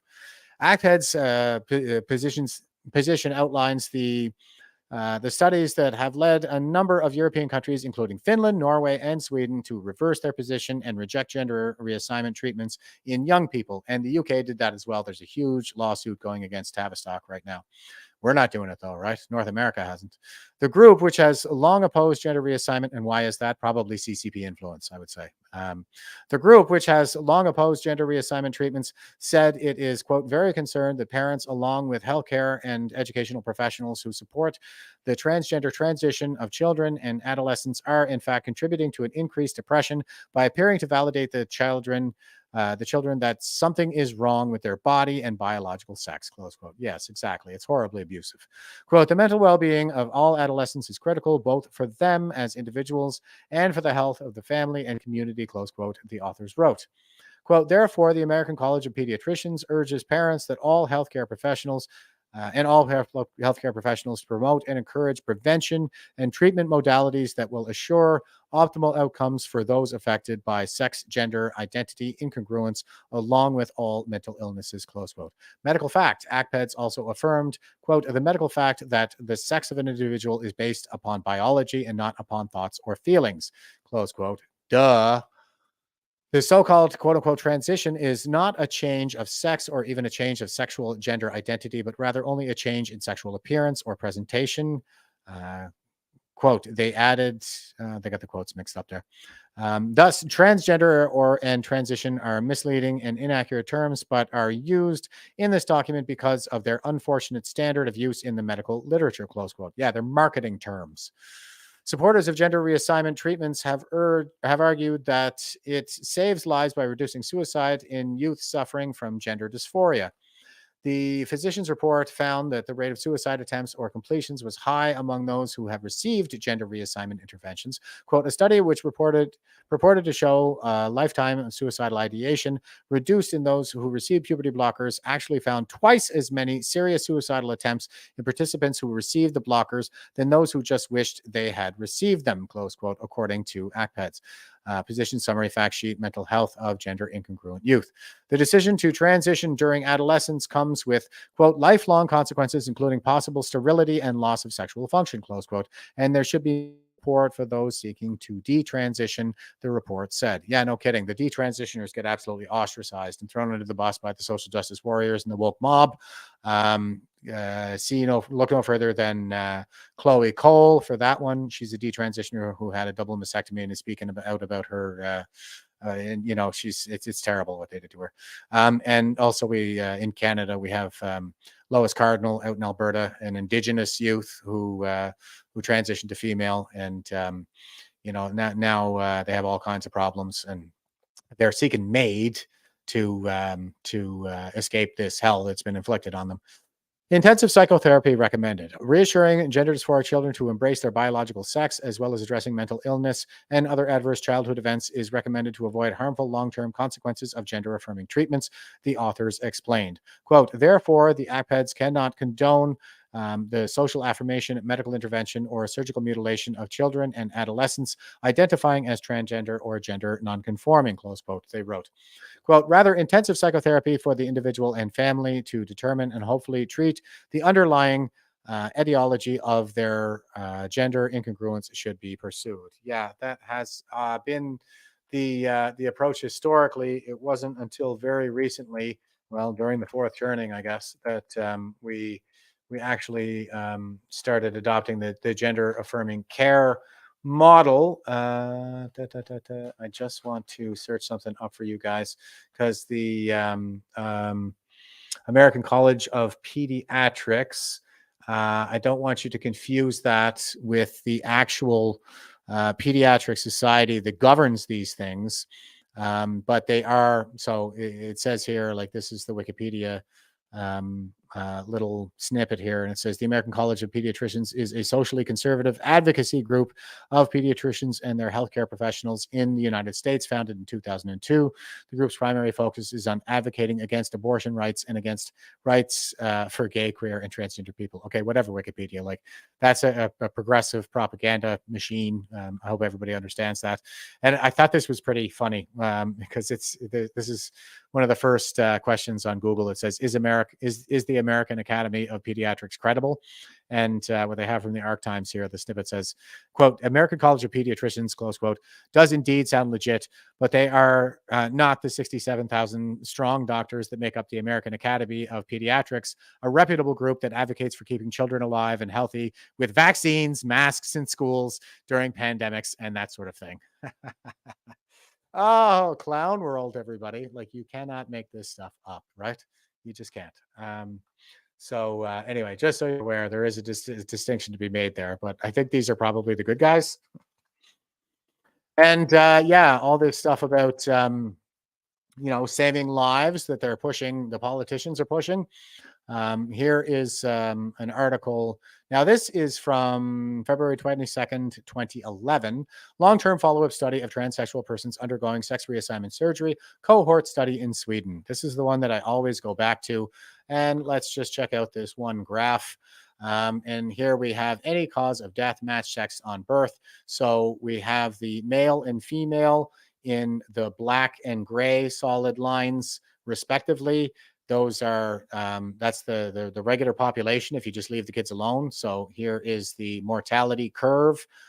You can see it goes from like they start dropping the survival rates, I guess, drop from 100% down to all the way down to about 70% on the y-axis here, and on the x-axis, time of follow-up is it goes from 0 to 30 years. So here we have the people who didn't undergo the sex reassignment surgery in the solid lines, like I said, black and gray for male and female respectively. And then we have the dashed lines for those who did undergo the sex reassignment surgery in the dashed gray and dashed black for female and male respectively. And you notice what happens with the dashed lines. Once they get out to about the 10-year to 12-year mark, they start dropping off like flies. That's 10 to 12 years after follow-up of the sex reassignment surgery. 20 years, it's even worse. 30 years, it's even worse. So yeah, all this nonsense about how they're saving lives with this stuff is just that. It's just a propaganda narrative. It's a marketing campaign for Big Pharma. Here's Billboard Chris. He says, incredible news. Canadian Conservative leader Pierre Poilievre has finally stated that children should not be given puberty blockers. Well, it took you long enough, Pierre. So here he is. Do you support age restrictions for puberty blockers and hormone therapies for trans kids? I think that Justin Trudeau is trying to divide and distract Canadians by spreading disinformation about the decisions that premiers and parents are making. What do you think? What do you think? I want to know your position. What's your own party policy? It's your own party policy. At party convention. I think we should protect the rights of parents to make their own decisions. What does it mean? With regards to their children. And I believe that adults should have the freedom to make any decision they want about their bodies. But mine was children ban surgeries and medical interventions for minors, as your own party members suggested. Medical interventions like what? That is the language that your party What medical used. Interventions? Well, you would have to ask your party members. Now, I just want to say, I think they're actually holding his feet to the fire pretty good here, because it is the conservative, it is conservative policy to support this stuff. And Pierre Poilievre himself voted for Bill C-4 to jail any parent who tries to protect their child from this sexual butchery. Yeah, that was Bill C-4, and he knew what he was doing, because I'm the guy who called him to explain all this to him. I spent a half hour on the phone with him while I was his constituent during my last posting in Ottawa. I voted for him twice, but never again, not after this.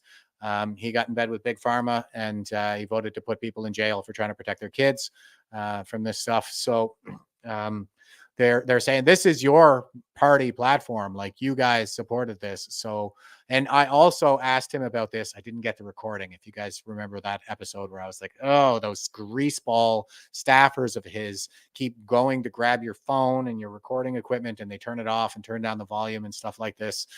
So I didn't actually get it on audio, but I asked him, why did you vote to do this? Why did you vote to put people in jail over this? And he tap dances, and he's doing his tap dance right now.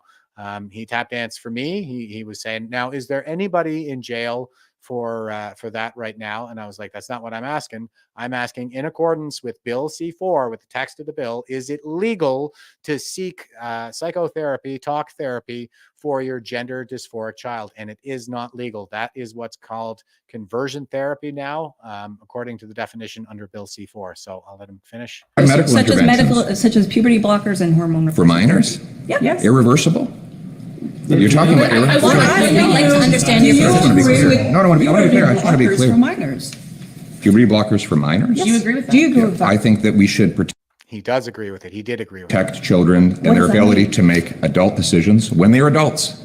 So you think only adults? Only adults should make? You said yes. Just to be clear, you said yes. Only adults should take puberty blockers. I think we should protect children, let them make adult decisions when they become adults. So that's you support age restrictions. You are against puberty blockers for kids under the age of 18. Is that yes. clear? Okay. What about? Can I ask you about in Alberta? By the way, I just want to make another comment on this. Justin Trudeau is again puffing out his chest, trying to divide Canadians and attack parents who are trying to protect their kids. He will, in the end, back down on this, just like he had to back down on his firearms policy, just like he had to back down on bringing in medical assistance in dying for people suffering from mental illness. Just like he's backing down again and again and again, he will back down on this because he is not interested in protecting kids. He's interested in using this as a divisive wedge to distract from doubling housing costs. And okay, yeah, Cindy, you're right. I should have stopped that several seconds ago. Now he's going into his talking points and blah blah blah blah blah. But the fact of the matter is, it is part of his platform. They all 338 of them voted for Bill C4 to jail anybody who tries to prevent this harm from coming to their child. So, and Cindy's saying thank you. Yes, and Julie's putting out he changed the subject. He absolutely does. He's going to put it back on Trudeau every time. It's all a game to him. He's just a practiced and polished professional politician, a paper tiger, Pierre Poilievre.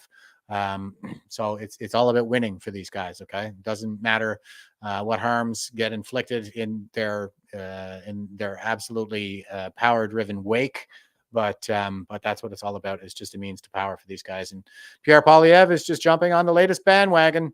That's what it is. He's a political bellwether, but I do show him on here because he is an indication of in which direction the winds of change are blowing. So this is positive for us. They are blowing in the right direction.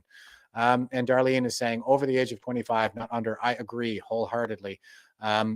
Children and youth counts up to 25. They're still youths until they're 25. And the fact of the matter is that people take longer to grow up in more complex societies. They take longer to mature. It's not like, Interview with a Vampire where Brad Pitt owns a slave plantation by the time he's 18 or 20 or something like that. It's not like we're living in those times anymore.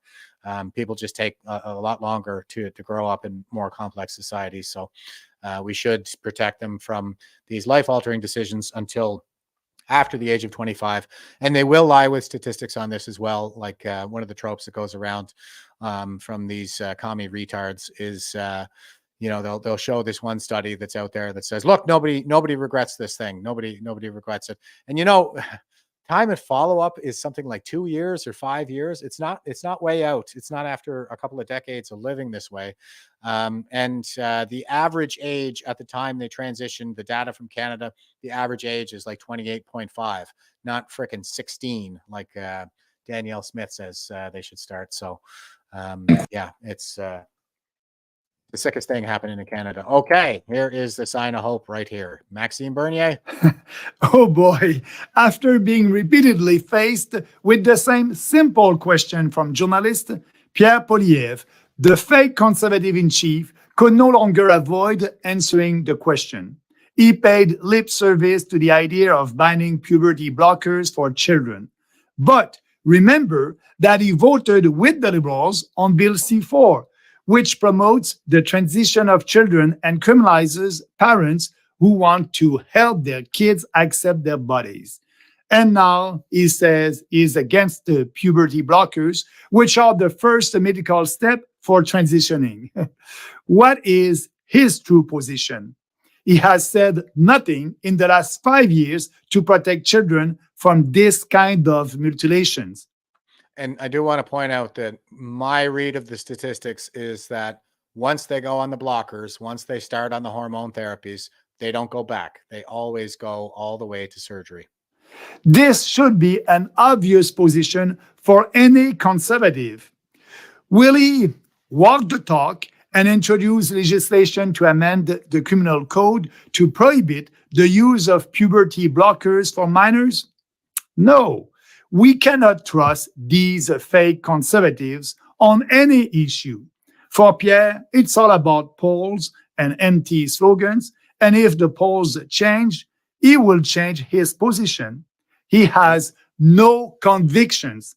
I said it 6 years ago. This party is morally and intellectually corrupt. We have another example today.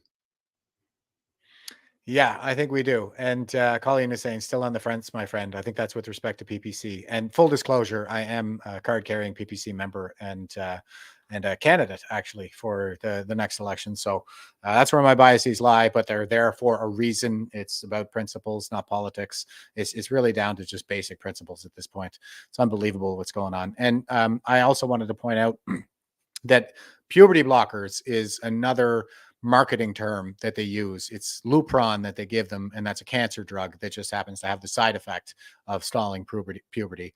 So they're prescribing it off-label, as in the way that they were not allowed to prescribe ivermectin for COVID during the pandemic. Why? Profit incentive, pure and simple. Here is Veterans for Freedom, and they're saying, and most of that third are probably boomers. They're retweeting. Okay, so it says, this is a headline. It says, only a third of Canadians trust news media survey. So another sign of hope here, guys. Only a third of Canadians trust the news these days. And Veterans for Freedom is saying, and most of that third are probably boomers. Bye. Well done, Drew. Thanks for tuning in, bro. I'm glad that some of what I'm saying is at least compelling enough to point that out. Yeah, I think people are starting to get it. And here is Dodge Designer, and he says, mainstream media, X is dead. And you can see they got the headlines that they're tweeting here. Here's the media reports. Twitter is at death's door 1 year after Elon Musk takeover. The year Twitter died, a special series from The Verge. How Twitter died in 2023 and why X may not be far behind. And the rest of the tweet here says, reality, X is the #1 app in the App Store, And here it is down below, what the reality is. And they've got X here, #1 overall, #1 top apps, #1 in news, #1 across the board in the App Store. And the media is telling you that it is dying. Just unbelievable. Okay, that brings us all the way up to the Veterans for Freedom website. Go to our website at veteransforfreedom.ca. You can subscribe to our newsletter by clicking subscribe here. Join Veterans for Freedom if you're a veteran by clicking join here. Support Veterans for Freedom by clicking support here. You'll get the option to donate to us directly to help with our operational costs, like my StreamYard account and the website, by clicking donate here. And you can support the fund by clicking support here. And everybody who donates gets a chance to vote on where the pool of funds goes every month. Chris Lysak is up on the board again, and he just got released. So even if this goes to just paying for a meal for him and his family, I'm not sure what his situation is with the, now that I think about it, with the legal bills and stuff like that, but he is out, and I would be more than happy to see those donations go to him, of course. Also, Kayla Pollock is a very worthy recipient as well.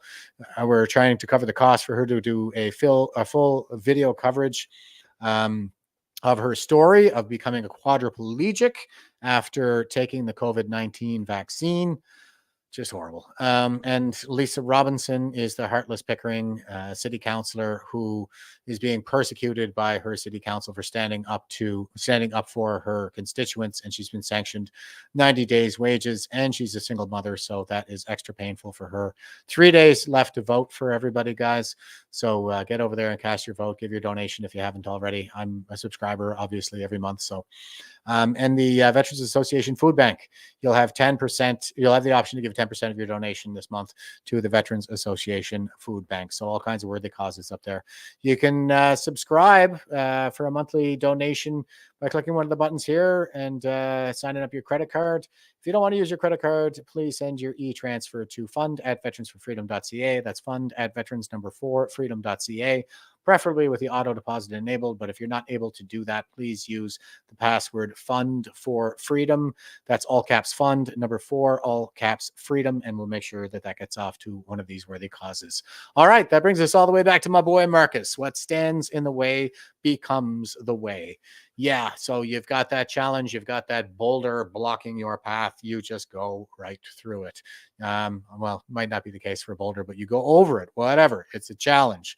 That's how you should view these things, and just go right at them, like I do with my not so great Chinese accent when they're calling this racist. It's very racist. You can't ask me that question, as I told you in the email. It's racist. That's Vincent Ke's response to Globalist News asking about him about all the help he got getting elected as an MPP in Ontario. So yeah, that's how you do that. That's how we beat these guys, because they're weak. They're weak people. They can't take it. Okay, so you just go right through it. You calling me a racist? Oh yeah, how do you like this? So and Cindy is saying, remember to vote for the V4F fund on the 15th of the month. Any donation amount helps. Yes, thank you, Cindy. Appreciate that. And Patricia says, have a good night, everyone. Sorry I was so late. No problem. You got your push-ups in there, Patricia. I appreciate you being here. Darlene says, great live, Jeff. Thank you. Enjoy the rest of your evening, folks. Gives us the triple hearts. Hearts right back at you. Thanks for tuning in from New Brunswick. Colleen says, no need to apologize, Patricia. Life happens along with the push-ups. Yeah, that's sure. That is for sure. Man, I haven't stopped shoveling in a long time. So that has been happening lately. And Cindy says, thanks, Jeff. Hearts, as always. Have a great evening, everyone. Smiley face and victory. Right back at you, Cindy. Thanks for always being with us. And Brian says, great show, Jeff. Hearts, you all stay strong. Thank you, Hearts, Lion, Canada flag, flex. Awesome. I was just saying, awesome live, Jeff. Thank you very much. Have a great night, all. Yes, thank you very much.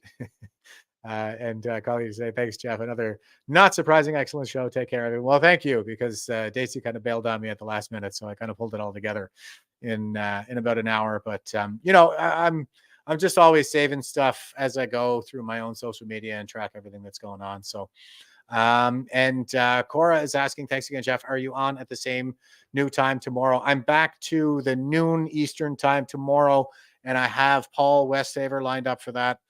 Paul is a hard fighting freedom fighter who has been behind the scenes in all this for quite a while, but he's done more FOI pops, Freedom of Information and Protection of Privacy Act in Nova Scotia than anybody else. And he's uncovered some very disturbing things with respect to Dr. Strang's cruel response to the COVID crisis, so-called. I'm really looking forward to talking to Paul about that. And Rob is saying, have a great night, everyone. Yes, a great night, everyone. All right, that's it from me for tonight there, guys.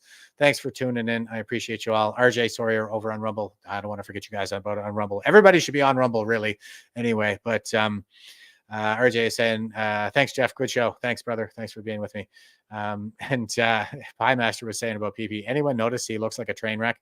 Yeah, you know what? I think he is a train wreck because he can't keep up with his own lies anymore. This stuff is starting to catch up to him, especially on this particular issue when it comes to the sterilization of Canadian children. So, you know, it's an incoherent position that he has, and the ideology is just going to end up eating itself in the end, I think. So looking forward to that.